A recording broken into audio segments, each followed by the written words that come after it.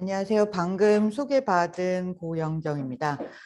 저는 오늘 이제 아세안 지역에 있어서 지금 현재 디지털 경제가 얼마나 빠르게 진전되고 있고 또 그런 경제 지형을 바꾸고 있는 게임 체인저들이 되는 기업 5개를 여러분들에게 소개를 하려고 합니다. 제가 2012년부터 2021년 1월까지 말레이시아를 근거로 생활을 했습니다. 그래서 그쪽 한 10여 년 가까이를 이제 동남아에서 생활을 하고 또 연구를 했기 때문에 현장에서 가장 가까이 보고 체험했던 그런 것을 기반으로 해서 기업들을 분석을 하고 그런 생생한 그 변화의 현장을 좀 전달해 드리고자 이 책을 쓰게 되었습니다. 네. 21세기를 우리가 보통 아시안 센츄리라고 말을 많이 하고 있습니다. 그만큼 소비의 중심, 경제 중심이 이제 미국과 유럽에서 한국으로 한국이 아니라 한국을 포함한 아시아로 넘어온다는 얘기입니다. 중국이 경제에 이제 그 미국과 견주어 볼 만한 그런 대국으로 부상을 이미 했고요. 그리고 아시아에는 이제 중국 이외에도 한국, 일본이 이제 경제를 이끌어가고 있고 또 미래에는 인도가 그에 걸맞는 인구 규모도 크고 앞으로 또 경제 성장이 예견되는 만큼 21세기는 아시아의 시대라고 맥킨지도 그렇고 세계 유수의 학자들이 그런 이야기들을 하고 있습니다. 2040년이 되면 아시아는 도시 지역 인구가 한 30억 명쯤 되고요. 전체 글로벌 시장에서 글로벌 소비의 한 40%가 아시아에서 나올 것으로 예상됩니다. 특히 GDP 같은 경우에는 전 세계 규모에서 50%를 넘어갈 것으로 예상되기 때문에 그만큼 경제의 무게중심이 그러니까 미국과 유럽에서 아시아로 넘어오게 될 것이라고 예견들을 하고 있습니다. 그러면 우리가 지금까지 이야기한 아시아 센츄리에서 아세안 우리가 흔히 동남아라고 부르는 지역은 어떤 의미를 가지고 있는가?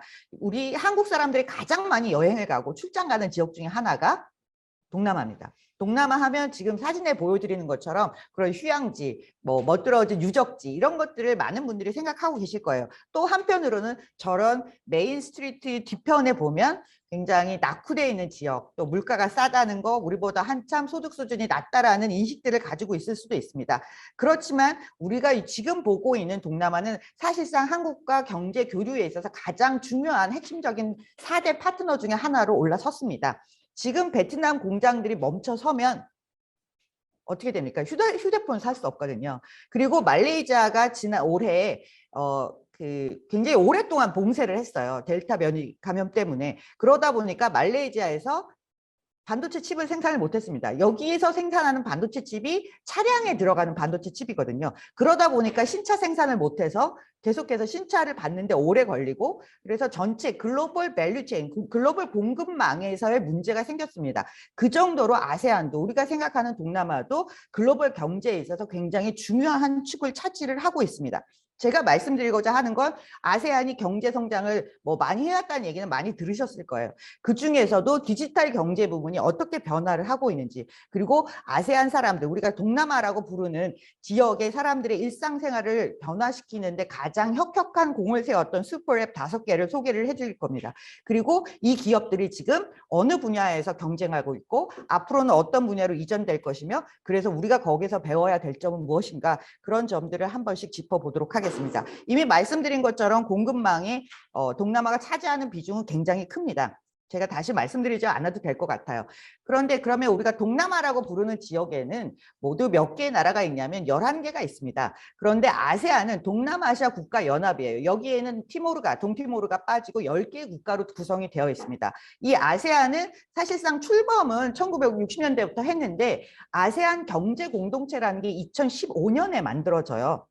그래서 지금 보여드리는 가장 큰 인구 규모가 많은 인도네시아, 그다음에 작지만 우리보다 훨씬 소득 수준이 높은 싱가포르, 그다음에 말레이시아, 태국, 캄보디아, 미얀마, 라오스, 베트남, 필리핀들을 포함해서 모두 10개 국가로 구성이 되어 있습니다. 여기 전체 인구는 6억 7천만 명이에요. 그렇기 때문에 사실상 소비 시장에서 우리가 이야기할 때 인구 규모도 상당히 중요한 부분이거든요.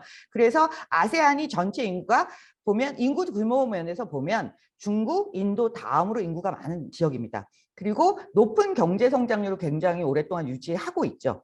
예, 그런 부분들에서 우리가 이 10개 국가를 다 찾아볼 수 있으면 좋겠지만 사실 미얀마 같은 경우에는 최근에 쿠데타 때문에도 상당히 어려운 상황에 놓여 있고요. 캄보디아하고 라오스 같은 경우는 아직까지 규모가 너무 작아요. 브루나이 같은 경우도 인구 규모가 작으니까 우리가 보통 이야기할 때 아세안 6라고 얘기합니다. 6개의 국가들을 주로 보게 됩니다. 이 6개의 국가들만 하더라도 인구가 거의 6억에 가깝기 때문에 거의 전체 아세안을 대표한다고 해도 큰 무리가 없을 것으로 생각됩니다. 이런 시장이 있기 때문에 이 시장이 그리고 인구가 단순히 많은 게 아니라 평균 연령이 34세 이하예요. 아시안 6만 따지더라도. 그리고 이 인구 규모가 굉장히 큰데요. 젊은 사람이 많은 건 왜 중요할까요? 우리가 지금 한국은 굉장히 고령화 사회로 들어갔잖아요. 일본도 그렇고요. 연령이 많은 사람들이 인구 규모의 절대 다수로 차지하게 되면 소비가 되게 위축돼요. 소득에 비해서 앞으로 얼만큼 몇 년을 더 소비를 하게 될지 모르기 때문에 소비 시장이 굉장히 위축되는데 젊은 사람이 많으면요. 확실히 소비 시장이 빠르게 커나가고요. 그다음에 이 젊은 사람들은 디지털 디바이스를 다루는데 굉장히 능수능란해요. 그러니까 새로운 앱을 깔아서 써본다든가 새로운 기기가 나왔을 때 적응하는 속도가 굉장히 빠릅니다. 그래서 이 인구 중에서 젊은 사람들이 차지하고 있는 비중이 얼마나 크냐. 그리고 이 사람들은 계속해서 소득이 생겨나면 소비를 하게 돼요. 결혼도 해야 되고 애도 낳아야 돼요. 그러다 보면 점차적으로 소비시장이 커나간다는 데 주목하지 않을 수 없습니다. 그리고 경제 성장률이 점점 높아지고 있기 때문에 중산층의 규모가 굉장히 커지고 있어요. 그것 또한 한국 기업들이 동남아 시장을 굉장히 주의 깊게 보고 있는 이유 중에 하나입니다. 그러니까 지금까지 우리가 생각했던 동남아는 내가 휴양지를 가거나 가족들과 여행을 갔을 때 정도의 이미지에서 벗어나서 아세안이 지금 얼마나 빠르게 디지털 기반 세상으로 변화하고 있는지를 다시 생각을 해야 됩니다. 지금까지 여러분들이 가졌던 동남아에 대한 편견을 잠깐 내려놓는 게 되게 중요합니다. 가장 중요한 건 젊은 사람이 많고 인구 규모는 이미 제가 말씀을 드렸고요. 제일 중요한 건 모바일 퍼스트라는 거예요.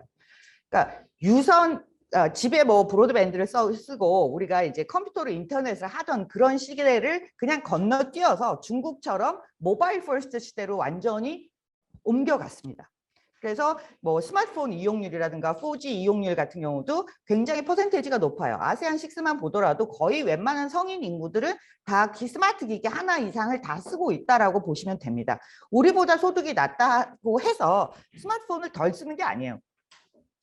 그리고 각각의 스마트 기기를 가지고 있는 사람들이 쓰는 데이터의 양도 엄청나게 늘어났습니다. 그 이야기는 뭐냐면 스마트폰을 가지고 혹은 디지털 디바이스를 가지고 우리와 똑같이 영화 보고 드라마 보고 음악 듣고 여러 가지 앱을 쓰고 이커머스 이용하고 이런 모든 활동들이 모바일 기반으로 일어나고 있기 때문에 데이터 사용량도 엄청나게 늘어났어요. 그래서 전체적으로 아세안 6의 인터넷 이용률이 70%를 훨씬 넘고 있고요. 팬데믹이 오니까 인터넷을 별로 쓰지 않던 사람들도 인터넷을 훨씬 많이 쓰는 상황으로 변화가 됐습니다. 그래서 지금은 매일 인터넷을 쓰는 사람들, 그러니까 인터넷에서 절대로 멀어질 수 없는 정도로 쓰고 있는 사람들이 4억 4천만 명 정도 된다고 보시면 돼요. 그러니까 한국의 인구에 비하면 훨씬 더 많은 사람들이 인터넷을 사용하고 디지털 경제의 행위자로 지금 이미 이동했다라고 보면 됩니다. 그리고 특히 이런 새롭게 디지털 경제에 들어온 소비자들은 태국하고 필리핀이 엄청나게 많아요. 필리핀 인구가 1억이 넘습니다. 그런데 과거에는 어쩌다 한번 이커머스를 쓰던 사람들이 이제는 팬데믹 기간 동안에는 전부 다 인터넷으로 음식 주문하고 모바일 폰 앱을 가지고 우리 배달의 민족 쓰듯이 다 그렇게 이동하고 있고요. 디지털 뱅킹도 훨씬 더 많이 쓰고 우리 네이버페이, 카카오페이 쓰잖아요. 똑같이 그렇게 쓰는 사람들로 완전히 훨씬 더 많이 이동을 했다는 거죠. 그래서 과거에는 컴퓨터 관련된 부품들, 전자기기나 이런 것들을 주로 이커머스에서 샀다면 지금은 화장품부터 의류까지 인터넷으로 안 사는 게 없다는 거예요. 이커머스를 통해서 안 사는 품목이 없는 것으로 이렇게 한번 진입이 시작되면 다시는 과거로 돌아가기 어렵습니다.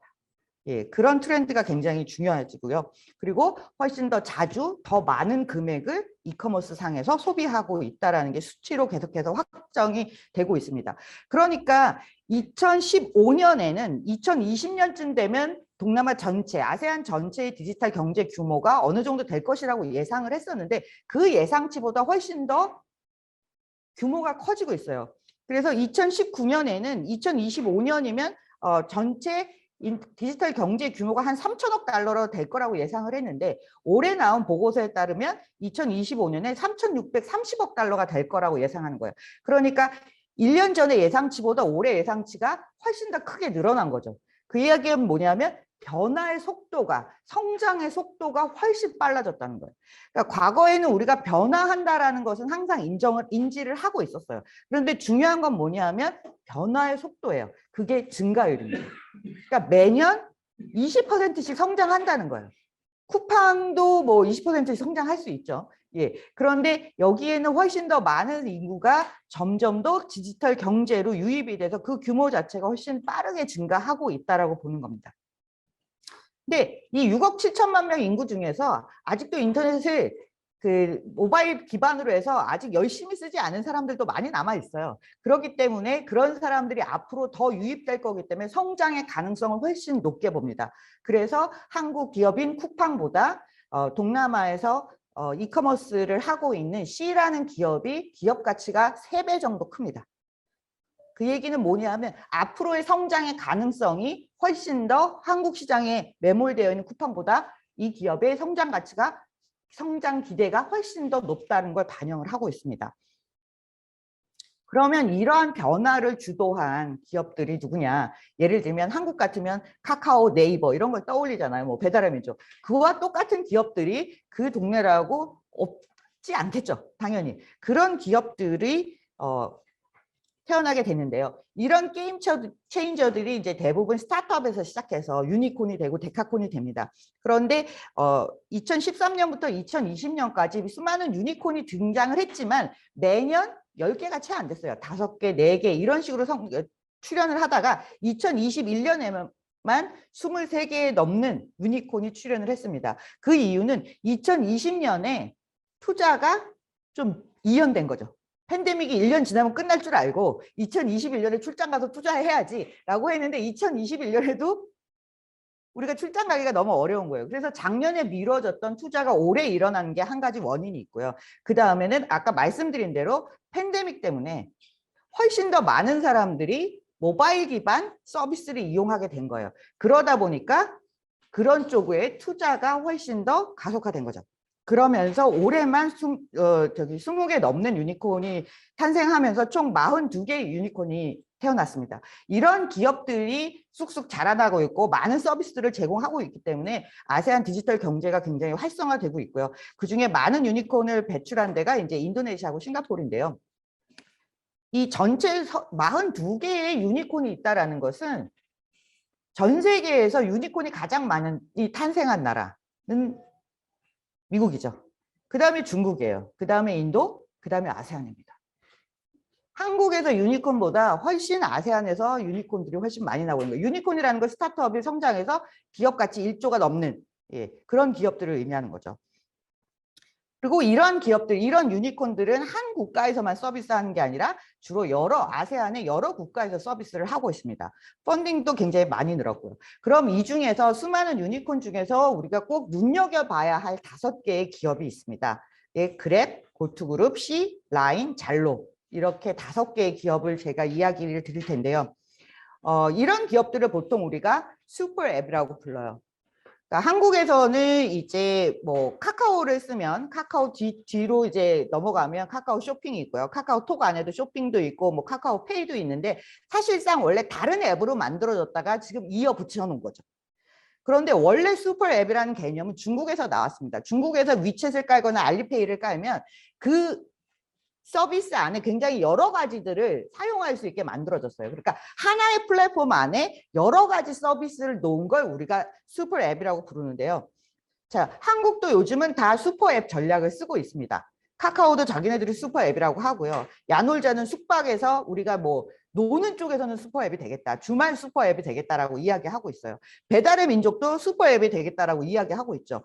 그런데 정말 슈퍼 앱들은 어떻게 생겼느냐면 이 앱을 하나 열면 내가 한 번만 가입하면 하나의 아이디로 내가 택시도 부를 수 있고 차량 호출도 할 수 있고 퀵 서비스도 부를 수 있고요. 페이도 할 수 있고 송금도 할 수 있고 쇼핑도 할 수 있어요. 그렇게 다양한 일상생활에 필요한 다양한 서비스들을 하나의 앱, 하나의 플랫폼 안에서 한 번의 아이디를 가지고 여차에 진입하는 장벽이 별로 없이 쓸 수 있도록 만들어진 걸 우리가 슈퍼 앱이라고 부릅니다. 그래서 중국에서 태어난 개념이지만 동남아에서 훨씬 더 자리 잡고 있어요. 대표적인 슈퍼앱 1번이 그랩입니다. 그랩이 이제 스택 상장으로 어저께 미국 나스닥에 등장을 했어요. 그래서 지금 뭐 원래 그 상장할 때 밸류에이션이 이제 400 빌리언이었는데 어제 좀 주가가 내려가면서 그 기업 가치가 좀 낮아지긴 했지만 어찌됐든 동남아에서 가장 대표적인 슈퍼앱입니다. 그 8개 국가에서 서비스를 하고 있고요. 차량 호출 분야에서는 1등이에요.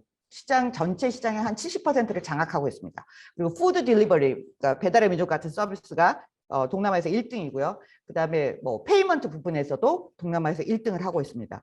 그래서 8개 국가 400개 넘는 도시에서 서비스를 하고 있는 그랩이 가장 대표적인 슈퍼앱이라고 할 수 있습니다.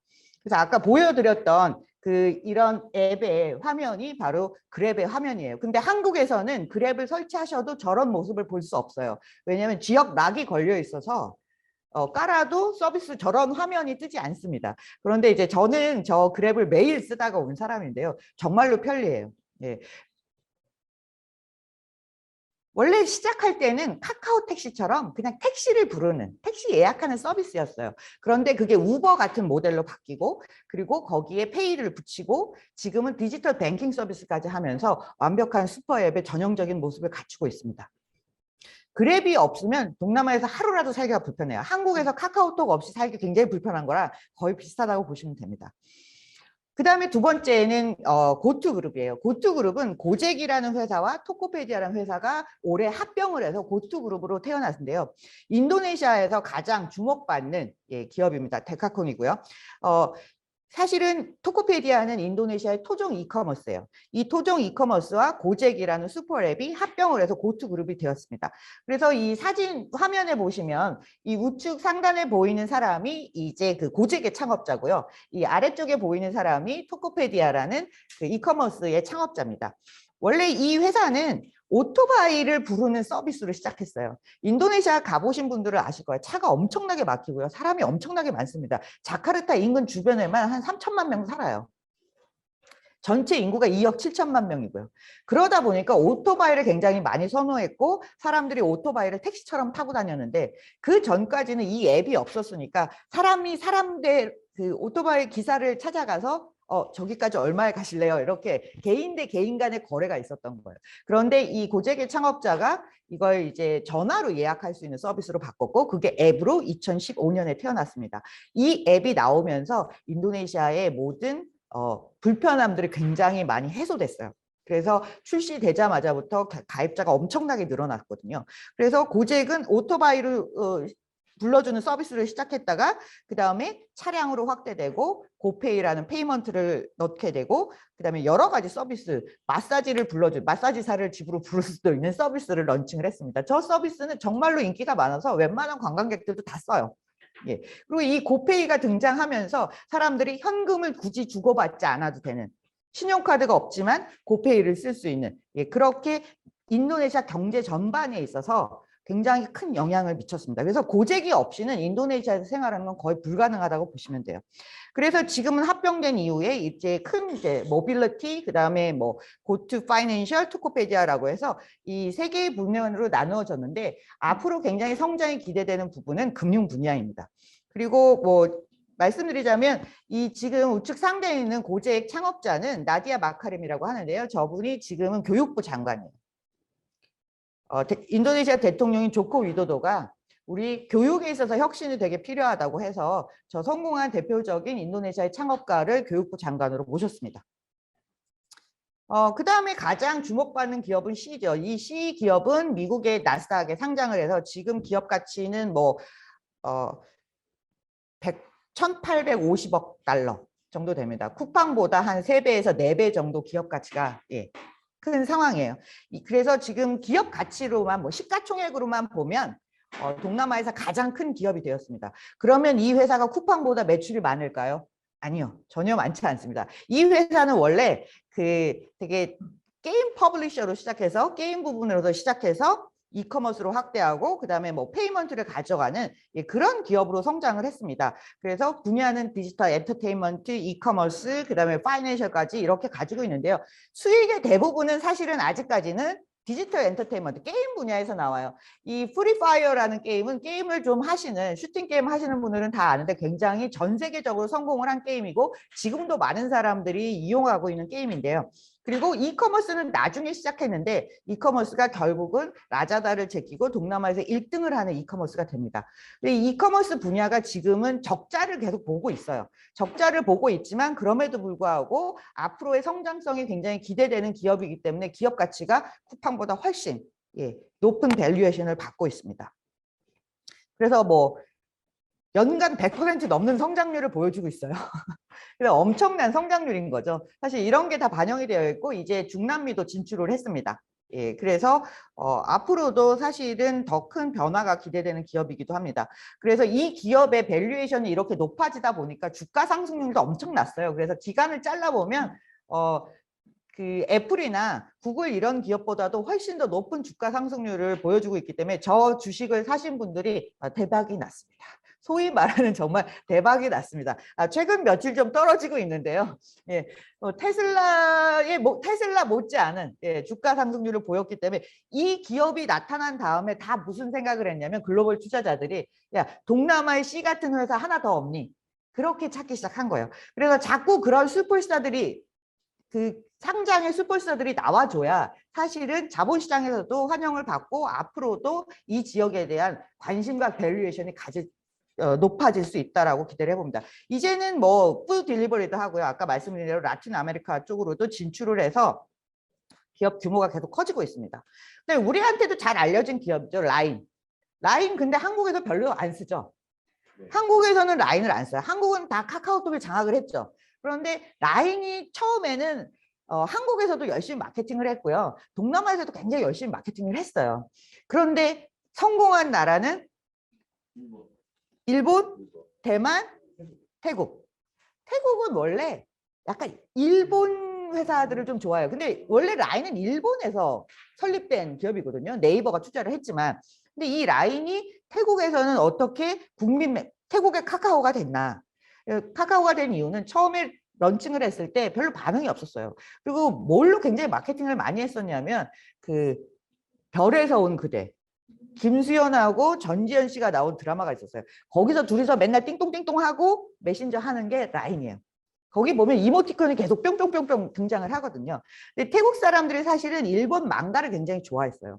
게임도 좋아하는 친구들이 많아서 런칭할 때 쿠키런이나 뭐 모두의 마블 이런 것들을 가지고 게임을 같이 런칭을 했습니다. 그래서 야, 이 게임을 하고 싶으면 라인에 가입해야 돼.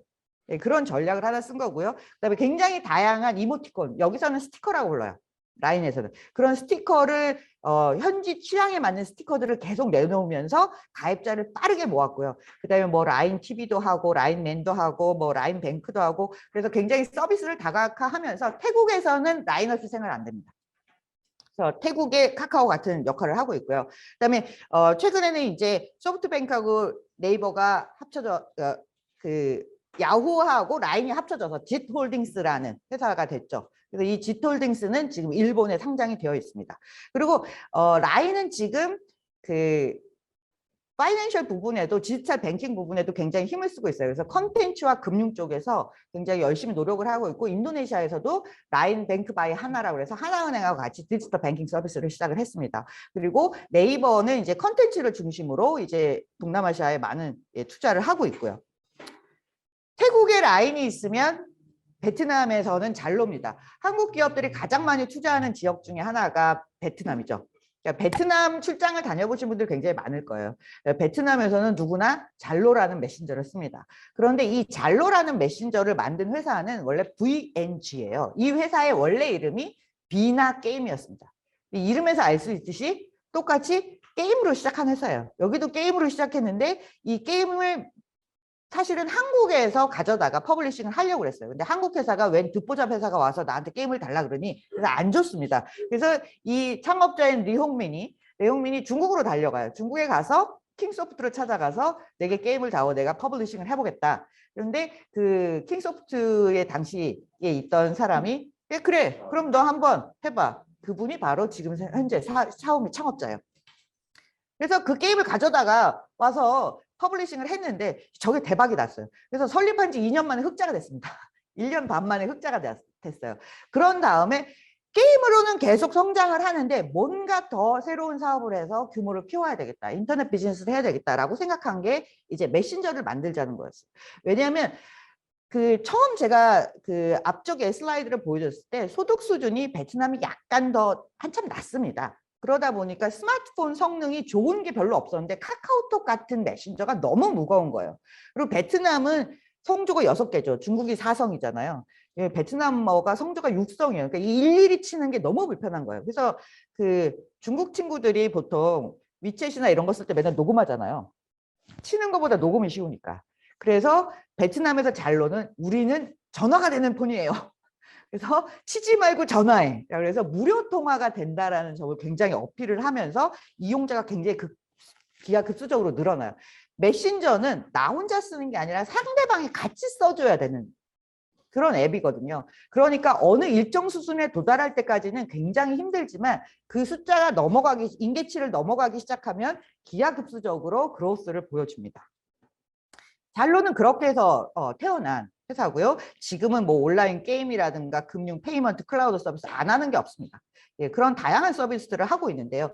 이런 5개의 슈퍼앱이 각각의 영역에서 경쟁을 하고 있는 거예요. 한국에서는 카카오가 장악한 시장을 다른 기업이 뚫고 들어가기 굉장히 어렵습니다. 5,500만 밖에 시장이 안 되기 때문에. 그런데 여기는 6억 7천만 명의 시장이다 보니까 한 기업이 잘하기는 하지만 전체 시장에서 완전 독점적 지위를 갖고 있지는 않아요. 그러니까 이 독점에 대한 규제 때문에 저 기업들이 정부에 의해서 뭔가 규제의 대상이 되지 않을까라는 우려를 하는데 한국하고는 굉장히 상황이 다릅니다. 그러니까 라이드 헤일링이나 푸드 딜리버리에 시작해서 지금은 이제 디지털 결제는 모든 슈퍼앱들이 다 가지고 있고요. 이 기업들이 이제 디지털 뱅킹으로 넘어가고 앞으로는 물류나 또 다른 커머스에서 경쟁을 하게 될 것으로 예상이 됩니다. 그래서 굉장히 많은 기업들이 활동을 하고 있고 디지털 뱅킹 라이선스를 받은 기업들도 많습니다. 한국 기업들도 열심히 진출하고 있고요. 로컬 기업들도 열심히 한류 스타를 가져다 쓴다든지 자기네들 마케팅 수단에 뭐 한국 거를 굉장히 많이 가져다 쓰고 있고요. 또 한국 기업과 손을 잡고 싶어 하는 경우도 굉장히 많습니다. 그러니까 말씀드린 한 가지 강조를 하자면 한국에 있는 서비스를 무조건 들고 가면 거기 없지 않을까라는 생각은 저 멀리 고이 접어두어야 된다는 거죠. 우리가 생각하는 웬만한 서비스는 누군가는 하고 있다. 우리보다 잘하는지 못하는지는 기술적인 부분은 좀 더 들여다봐야 되지만 웬만한 부분들은 다 되어 있고요. 이 시장의 성장성을 주목한 뭐 기업들은 많죠. 투자자들은 소프트뱅크나 뭐 텐센트라든가 구글, 페이스북, 페이팔 이런 글로벌 기업들이 전부 중국의 테크 기업들도 전부 이 슈퍼앱들에게 다 투자를 했고 한국에서도 뭐 SK, 한화, 신세계 이런 데들이 전부 다 투자했어요. 지금까지는 그러면 이런 슈퍼앱 전략으로 경쟁하고 있는데 앞으로는 무슨 영역에서 좀 더 성장이 기대되는가? 가장 기대가 많이 되는 부분은 이제 로지스틱스예요. 이커머스가 성장하는데 로지스틱스가 같이 쫓아가야 되거든요. 근데 이 로지스틱스가 아직 좀 부족한 부분이 있어서 이 부분에 대한 투자가 지금 굉장히 많이 진행되고 있고 여기서 유니콘들이 올해 많이 나왔습니다. 그리고 뭐 똑같이 우리가 주식 투자 열풍이 불었던 것처럼 그 동네에도 이제 주식 투자나 재산 관리 뭐 이런 거에 관심이 많이 있어요. 그리고 뭐 헬스케어나 그다음에 에듀테크 교육에 대한 관심이 많아서 한국에서의 콴다 같은 그 수학 풀어주는 앱 같은 경우도 굉장히 인도네시아에서 잘 되고 있어요. 그런 부분에서 계속해서 아마 경쟁이 일어날 거고 계속해서 투자가 일어날 거고 누구나 스마트폰을 들고 있으면 놀이가 필요한 거죠. 엔터테인먼트. 그래서 컨텐츠 비즈니스도 역시 줄어들지 않을 것이다라고 예상을 하고 있습니다. 그러면 우리가 이런 기업들을 통해서 뭘 배울 수 있냐? 어떻게 성장해야 되냐? Right time, right question이에요. 어떤 서비스가 지금 필요하냐는 거예요. 그 사람들이 가지고 있는 페인 포인트, 불편함이 뭐고 그 불편함을 내가 해결해 줄 수 있는 솔루션을 가지고 있느냐. 그런 적절한 질문에서 출발한다는 거죠. 교통이 다 막히는 대도시에 똑같은 문제가 있었기 때문에 그랩이 저런 서비스를 8개 국가에서 제공할 수 있었고 해외 시장 확장을 그만큼 빨리 할 수 있었던 거예요. 한국 기업들이 자꾸 한국에서 성공한 다음에 어딜 가야지, 한참 뒤에 가야지라고 생각하는데 이쪽에 있는 기업들은 그랩 같은 경우에 2012년에 말레이시아에 런칭해서 다음에 바로 싱가포르, 태국, 그다음에 뭐 필리핀 이런 데로 굉장히 빠르게 해외 진출합니다. 고재기 인도네시아 시장에 집중하다가 해외 진출이 늦었다 보니까 그랩에게 해외 시장에서는 다 밀려나가고 있는 추세예요.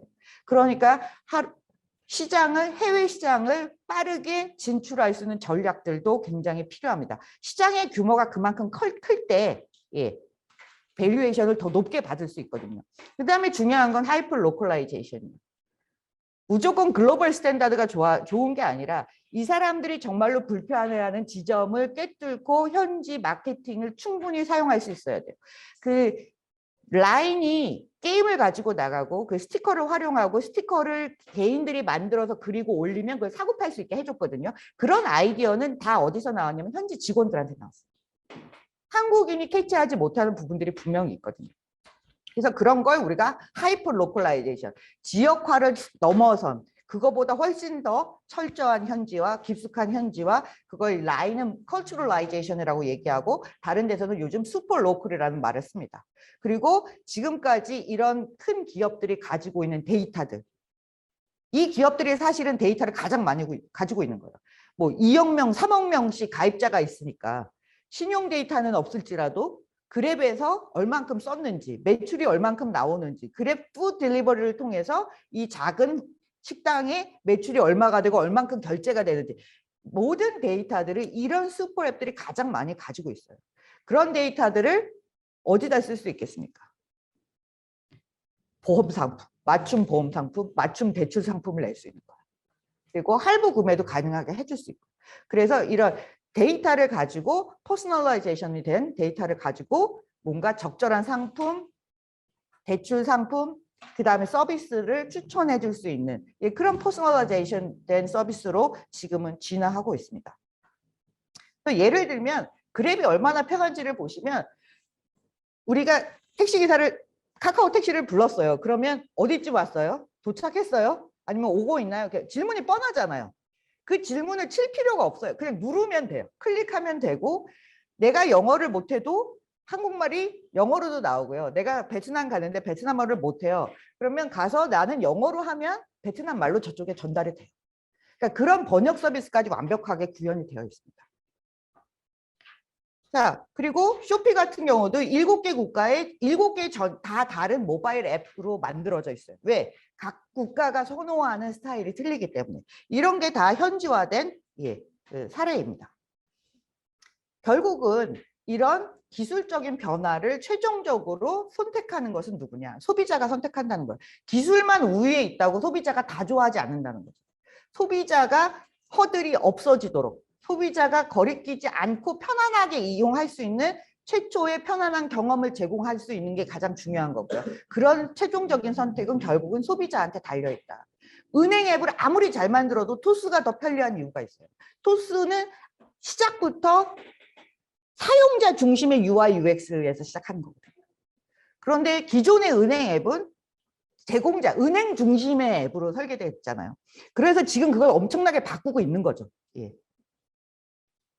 그래서 앞으로의 미래는 어떻게 되냐. 우리가 다 기회가 있다라고 얘기하는데요. 중국이 테크 기업들에 대한 규제가 굉장히 심해졌어요. 그러다 보니까 투자자들이 중국으로 가기보다는 동남아나 인도로 몰려가고 있습니다. 그리고 지금 동남아의 소비자들은 조금 더 소득 수준이 많이 계속해서 올라가고 있는 중이에요. 그러다 보니까 우리가 어플루언트 컨슈머라고 해서 좀 더 여유 있는 브랜드를 소비할 수 있는 정도의 소비자가 계속해서 늘어나고 있고 이 사람들이 소셜미디어 활동에 굉장히 적극적이고 누구나 스마트폰을 놓치지 않고 있어서 새로운 시장이 소비자가 분화하고 진화하는 새로운 시장이 열리고 있다라는 점에 있어서 굉장한 기회를 맞이하고 있다고 보고 있고요. 한국 기업들에게 전해주고 싶은 말은 중국에서 실패하고 떠난 기업들이 많습니다. 아픔, 뒤통수도 맞은 기업들도 많고요. 중국의 실패를 기획하되 중국하고 비교하는 건 되게 어렵다. 중국처럼 높은 경제 성장률, 뭐 두 자릿수 경제 성장률 막 10년씩 이어가는 시장은요, 중국밖에 없어요. 전 세계 어느 신흥국도 그런 성장률을 보이기는 굉장히 어렵습니다. 그리고 이제 동남아로 진출하는 스타트업이나 기업들도 굉장히 많은데요. 이미 진출한 기업들도 많고요. 그러니까 나는 과연 right time, right question을 가지고 가고 있는지 자기 비즈니스 본질에 대한 질문을 한 번씩은 더 던져봐야 되고요. 한류가 굉장히 인기가 있지만 한류를 쓴다고 해서 한류가 만능 치트키처럼 한류 스타일 모델을 한 명 쓴다고 해서 다 잘 되는 건 아닙니다. 예, 그렇지만 분명히 한류는 굉장히 강력한 팬덤이 있고 한국의 이미지는 진짜로 많이 좋아졌어요. 그리고 아까 말씀드린 대로 로컬의 경쟁자가 없을 거라고 단언하지 말자. 그래서 시장 조사를 충분히 하는 게 필요하지 않나라는 생각이 듭니다. 그 한국 드라마나 뭐 이런 것들은 정말로 인기가 있어서요. 예, 지금 태국과 인도네시아 넷플릭스 순위나 뭐 이런 것들을 보면 다 한국 드라마가 다 장악을 하고 있습니다. 예. 그리고 뭐 가장 대표적인 사례로 한국의 진짜 히트친 상품은 삼양라면 불닭볶음면이죠. 예. 일시적일 거라고 생각했는데 일시적이지 않아요. 꺼지지 않는 불꽃이에요. 그런데 삼양라면이 원래 자기네가 프로모션을 잘한 게 아니에요. 저 먹방이라는 게 삼양라면이 만든 게 아니고요. 사람들이 자체적으로 그 컨텐츠를 만들어서 올리기 시작한 게 바이럴이 된 거예요. 그래서 우리가 이걸 뭐라고 해석을 하냐면 음식의 컨텐츠화라고. 그 자체를 컨텐츠로 만든 거예요. 라면이라는 소재를 가지고. 예. 그리고 한국 기업만 한류 스타를 쓰는 게 아니라 이런 뭐 여러 그 이커머스 기업이나 다른 기업들도 전부 다 이제 그 한류 스타를 가져다 씁니다. 근데 되게 일시적이죠. 예. 그리고 저 우측에 보이는 김선호 씨. 김선호 씨가 굉장히 최근에 그 뭔가 무리가 한 번 있었죠. 예, 저분은 원래부터 필리핀과 인도네시아에서는 진정한 한류 스타였어요. 내가 키운 새끼, 뭐 거의 이런 분위기거든요. 그 BTS한테 아미가 있다면 김선호 씨도 거의 그 정도의 수준의 팬덤이 있어서 그분들이 스캔들 터졌을 때 거의 울었다고 합니다. 예, 근데 저분을 먼저 가져다 쓴 회사가 있어요. 인도네시아의 아자입이라고. 그 미국의 로빈후드처럼 주식 투자하는 앱이 있거든요. 그 인도네시아에. 그 회사가 저 김선호 씨를 굉장히 일찍 데려다가 모델로 썼습니다. 그만큼 초창기부터 굉장히 인기가 있었던 친구예요. 그래서 이제는 한류 스타 자체를 우리 안에 스타로 가두어두는 게 아니라 한류 자체가 굉장히 보편적인 컨텐츠로 인식되고 있고 그렇게 실제로도 많이 환영받고 있다라고 말씀을 드릴 수 있을 것 같습니다. 예, 그래서 결국은 데이터가 말하고 일하게 할 수 있는 그런 부분들을 충분히 준비하고 나가는 자세가 필요하고요. 아까 여러 번 말씀드렸지만 슈퍼로컬이 굉장히 그 자체가 마케팅의 가장 중요한 부분으로 작용을 해야 된다라고 봅니다. 그리고 우리가 삼양라면이나 뭐 다른 코웨이의 선전을 보더라도 제품과 브랜드 자체가 컨텐츠화가 되는 기업들이 훨씬 더 오래가고 성장하고 있고 스타트업들의 서비스 자체도 그런 점에서는 예외가 아니라는 점을 말씀을 드리고 싶습니다. 예, 그래서 오늘 제 강의는 40분 정도 말씀을 해주셔가지고 좀 마치고요. 그 다음에 질문이 있으시면 질문을 받도록 하겠습니다.